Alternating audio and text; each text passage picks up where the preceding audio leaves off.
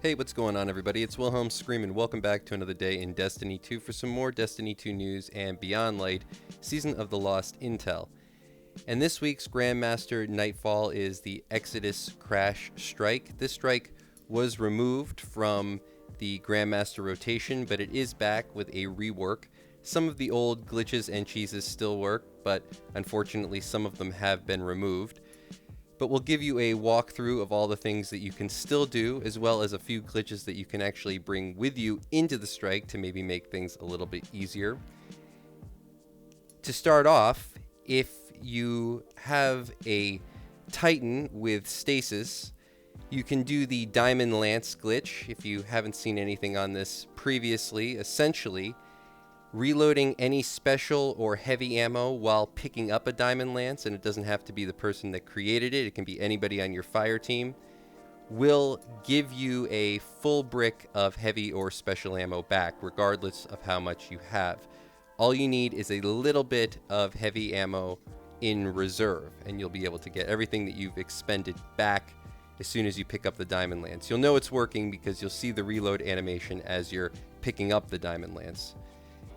The other thing that you can always do is the necrotic grips for the warlock, still chain poisoning on any grenade kill, as well as the incendiary blast if you're running bottom tree solar. So those are just a couple of things to help with ad clear.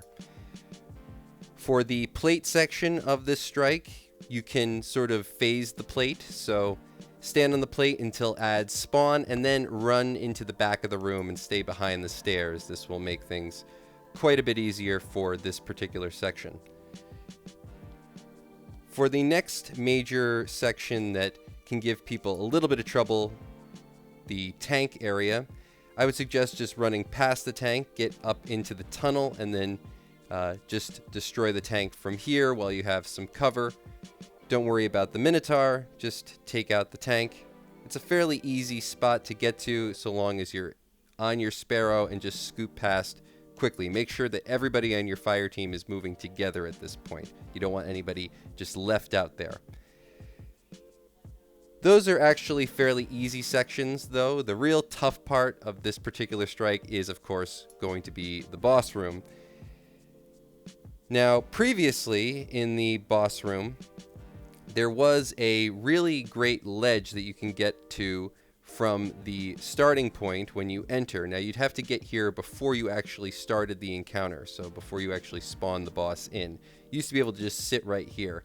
Unfortunately, now you'll get a joining allies. But if you get to this point and then jump to the ledge to my right, you can still stay there. So maybe putting one person up there might give you a somewhat of an advantage, as the way that the boss sort of fires his weapon, it spreads, and by the time it reaches you, even if he's looking directly at you, it'll be spread around you enough where nothing will actually hit you.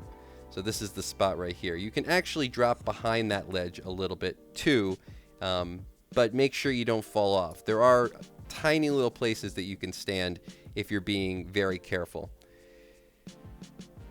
Now, another great spot is underneath the map. This is on the left side by where the box is, and the box is probably the best strategy for most people. We'll get to that in a second. But this is just underneath the map. There's sort of this net area that you can stand in. You can get shot by the boss here, but most of the ads will not aggro you, so it's a good little spot to hide out. Again, maybe a spot to survive. Not every class can get in and out of this really easily. A Warlock always seems to have the easiest time doing it, but just another little spot to know. There's another spot behind where the box is, and you can see that's really the spot where most people congregate. But you can actually jump off the map from the back and find your way down to this little ledge. This is underneath the map. Nothing can hit you here, though you are a bit isolated, and I don't know how many classes will be able to get in and out of this too easily, though I'm sure that there is a way. You can sort of move around back to that area that I just showed you if you need to, especially if you're on a Warlock. You can use Heat Rising and just sort of float. 'em, float. Around back there. Now, the place that most people like to go is right here. This is the left side of the room and this little box. Now, there is another little area like this on the ledge opposite of the room. The advantage to this spot is that when you're on this little box, you don't actually take a lot of damage from the electric AoE effect that the boss can leave on the ground. You can sort of stay above it. It's just a good little spot to hold out, you know, if you have a Titan with you or some healing rifts, or you have a Warlock with a Well of Radiance. These are kind of the points that you can pincer the boss in and just hold out between waves. You can also duck behind that box in front, and a lot of people don't know, but when you're crouched, if you use your smart scope, regardless if you're crouched, if there's a ledge in front of you, you will be able to peek over that ledge. You just have to smart scope in. You don't actually have to stand up. So that's what I usually do when I have like a cover like this. I usually just crouch and then smart scope in so that I can just sort of peek above. And that's going to be it for all the information in today's video. Exodus Crash is not one of my favorite strikes. I'm sure a lot of people farmed out most of their Ascendant Shards last week when we had Lake of Shadows. But you might want to give this a chance because there is a new legendary weapon available this week, the Comedian Shotgun, as well as the legendary auto rifle, the Shadow Price, which is really good at the moment. I believe it's a 450 auto rifle, which are great for PvE activities. I think they're actually pretty good in PvP too. I really do like using my Shadow Price. It was one of my favorites back in D1. I don't know where the Comedian stands as far as the meta is concerned at this particular moment, but just any new weapon I'm sure people will want to go after as much as they can.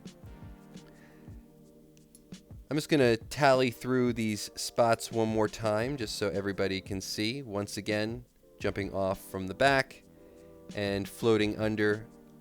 I think a Titan would probably be easier done than a Hunter, and a Warlock is always the easiest for these kind of things.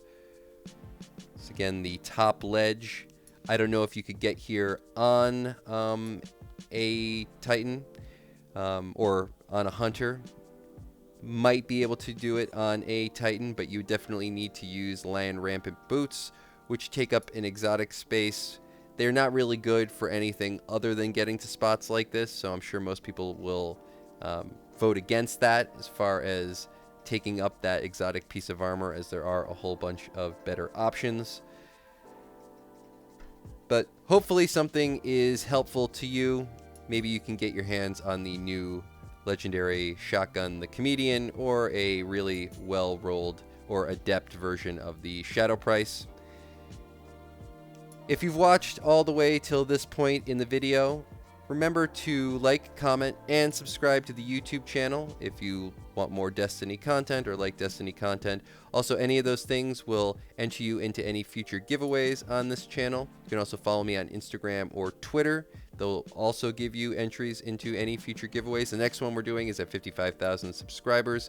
We're doing a Witch Queen Year Pass giveaway. So hopefully we'll reach 55,000 by the time that launches, so nobody loses out on any actual gameplay, any of the new stuff.